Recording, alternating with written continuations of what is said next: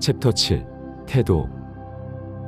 멜 로렌스와 에드버트 아메스가 뉴햄프셔 하노버에 있는 심리학 실험실에서 진행한 공동 연구에서 당신이 무언가를 볼 때 보게 되는 것은 실제 그곳에 있는 것이라기보다 당신이 이미 만든 전제에 의존하여 보이게 된 것이라는 사실을 입증했습니다. 우리가 물리적 세계라고 여기는 것도 실제로는 추정하는 세계에 불과하기 때문에 이 실험을 통해 단단한 현실로 보이는 것이 실제로는 기대나 추정의 결과라고 밝혀진 것은 별로 놀라운 일이 아닙니다. 당신이 사실로 받아들인 것들은 당신이 보는 것뿐만 아니라 당신이 하는 것까지도 결정합니다. 왜냐하면 그 전제들은 당신의 모든 의식적, 잠재의식적 움직임들을 지배해서 당신이 전제한 사실이 실현되는 방향으로 가게 하기 때문입니다. 100년 전에 에머스는 이러한 진실을 다음과 같이 서술했습니다.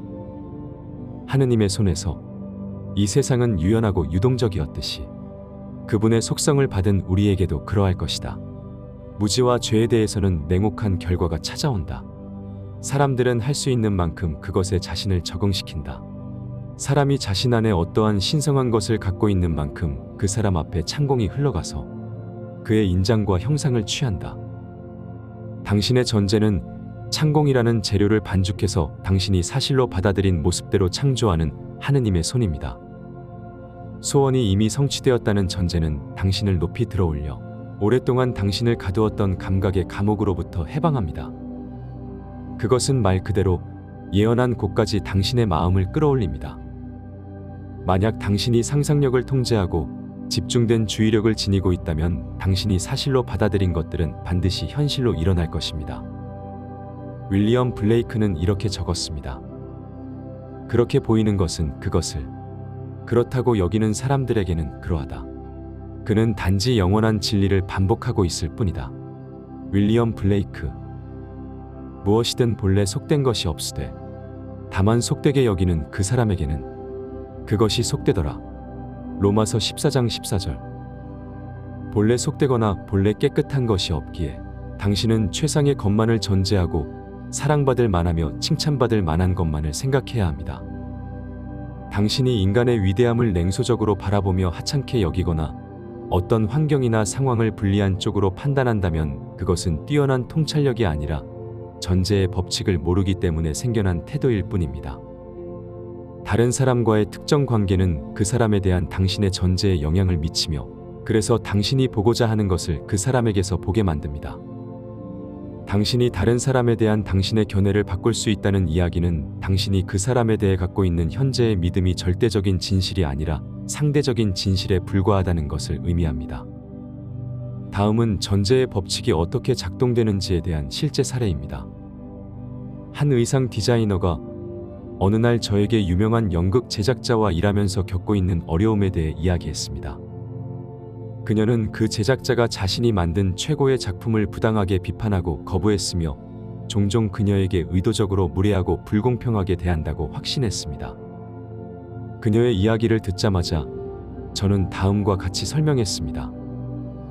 그녀가 그 사람의 행동이 무례하고 부당하다고 느낀다면 부족한 것은 바로 그녀 자신이며 태도를 새롭게 바꾸어야 할 사람은 제작자가 아니라 그녀 자신이라는 것을 분명히 했습니다. 저는 그녀에게 전제의 법칙이 가진 힘과 그것을 적용하는 것은 오직 경험을 통해서만 알 수 있다고 말했으며 그녀가 원하는 대로 상황이 이미 그렇게 되었다고 전제해야만 원하는 변화를 가져올 수 있다고 했습니다. 고용주의 행동은 단지 그녀가 그를 어떻게 생각하는지를 드러내는 것뿐이었습니다. 저는 그녀가 마음속에서 비판과 비난으로 가득 찬 고용주와의 대화를 나누고 있을 가능성이 높다고 말했습니다. 그녀가 마음속으로 그 제작자와 다투고 있었음은 의심할 여지가 없었습니다. 왜냐하면 타인의 행동들은 우리가 비밀리에 속삭이는 것들을 되돌려줄 뿐이기 때문입니다. 저는 그녀에게 마음속으로 그와 대화를 나눴는지 그리고 대화를 했다면 어떠한 대화를 나눴는지를 물었습니다. 그녀는 매일 아침 극장으로 출근하는 길에 그의 면전에서는 직접 하지 못할 말들을 마음속으로 했다고 털어놓았습니다. 그녀가 마음속으로 말다툼한 강도와 빈도에 맞춰 자동적으로 그녀에 대한 고용주의 행동도 확고해졌던 것입니다. 그녀는 사람들 모두가 마음속으로 대화를 계속한다는 것을 깨닫기 시작했습니다. 안타깝게도 이런 내면의 대화 대부분은 언쟁과 다툼인 경우가 많습니다. 거리의 행인들을 관찰해 본다면 너무나 많은 사람들이 마음속에서 이런 대화에 몰두해 있는 것을 볼 수 있습니다. 이런 대화를 나누고 있는 사람들 중에서 행복한 사람은 거의 없으며 감정의 강도가 높을수록 마음속에서 창조한 불쾌한 사건으로 빠르게 이끌려 위와 같은 사건을 겪게 됩니다. 그녀는 자신이 무엇을 하고 있었는지 깨달았을 때 자신의 태도를 바꿔서 자신의 직업이 매우 만족스럽고 제작자와의 관계가 행복해졌다는 것을 전제해서 이 법칙에 충실하게 살겠다고 동의했습니다. 이것을 실천하기 위해서 그녀는 잠자기 전과 출근하는 시간 그리고 낮에도 시간을 내어 고용주가 그녀에게 멋진 디자인을 축하해주고 그녀도 칭찬과 친절에 대해 감사하는 상상을 하겠다고 했습니다. 다행히도 그녀는 곧 자신의 태도가 자신에게 일어나는 모든 일들의 원인이라는 것을 깨닫게 되었습니다. 고용주의 행동이 기적적으로 바뀌었습니다. 언제나 그녀가 전제했던 것만을 메아리 쳐주고 있던 그의 태도는 이제 그녀의 바뀐 생각을 반영해주게 되었습니다. 그녀가 한 것은 상상의 힘을 이용한 것이었습니다. 그녀의 끈질긴 상상이 그의 행동에 영향을 주었고 그녀를 향한 그의 태도를 결정지었습니다. 통제된 상상력이라는 날개와 소망이라는 여권을 가지고 그녀는 미리 정한 미래를 경험하는 여행을 했습니다. 그렇듯 우리는 사실을 있는 그대로 봐서는 안 되고 상상 속에서 우리가 창조한 것을 보고 그것이 우리의 삶을 만들도록 해야 합니다. 하루 동안 겪는 갈등의 대부분 원인은 자신의 눈에서 먼저 들보를 빼내는 잠깐의 상상을 하지 않았기 때문입니다. 있는 그대로만 보는 사람들은 실상은 거짓의 세계 속에 살고 있는 것입니다. 이 디자이너가 자신의 상상을 통제하여 고용주의 마음에 미묘한 변화를 일으켰듯이 우리도 상상력을 통제하고 느낌을 지혜롭게 유도해서 우리의 문제들을 해결할 수 있습니다. 상상과 느낌을 강렬하게 만드는 것을 통해 이 디자이너는 제작자의 마음에 일종의 마법을 걸었습니다. 그 결과 제작자는 칭찬을 하면서도 그 행동이 스스로 마음을 내었다고 믿었습니다. 그렇듯 우리가 고심하여 만든 독창적인 생각들도 종종 다른 사람에 의해 만들어지곤 합니다.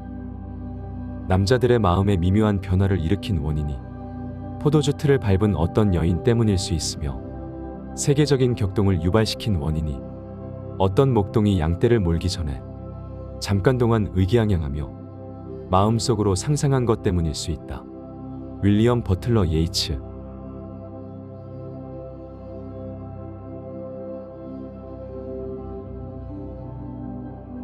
사색에만 빠진 철학은 삶과의 괴리를 만들고 현실의 이익에만 눈을 돌린 자기계발은 삶의 의미를 잃고 방황하게 만듭니다.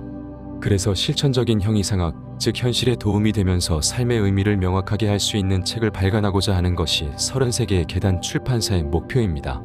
계속 좋은 책을 발간하도록 노력하겠습니다.